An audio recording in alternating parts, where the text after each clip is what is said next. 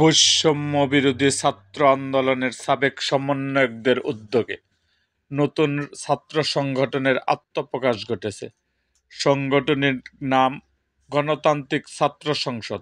বুধবার ২৬শে ফেব্রুয়ারি ঢাকা বিশ্ববিদ্যালয় মধুর ক্যান্টিনে এক সংবাদ সম্মেলনে এই নাম ঘোষণা করা হয়।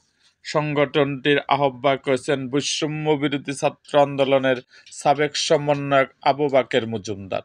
ছাত্র জনতার অভ্যুত্থানের সময় বৈষম্য বিরোধী ছাত্র আন্দোলনের সম্মুখ সারির অন্যতম সমন্বয়ক ছিলেন তিনি।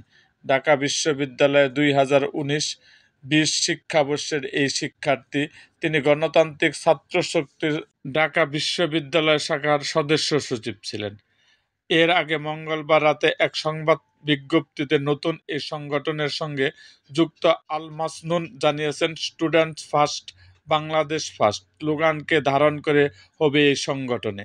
সাবেক সমন্বয়করা জানিয়েছেন, নতুন ছাত্র সংগঠনটির নীতি হবে স্টুডেন্টস ফার্স্ট ও বাংলাদেশ ফার্স্ট। ছাত্র নাগরিকের স্বার্থ বাস্তবায়নের লক্ষ্যে কাজ করবে তারা।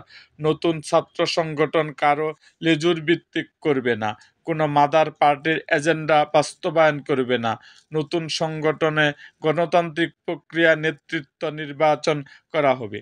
এরকম আরও ভিডিও পেতে এবং রাজনৈতিক অঙ্গনের নানা ঘটনা ও ইতিহাস জানতে আমাদের মুক্তাগাছার ইতিহাস মিডিয়া ইউটিউব চ্যানেলটিকে সাবস্ক্রাইব করুন এবং পাশে থাকা বেল আইকনটি বাজিয়ে দিন।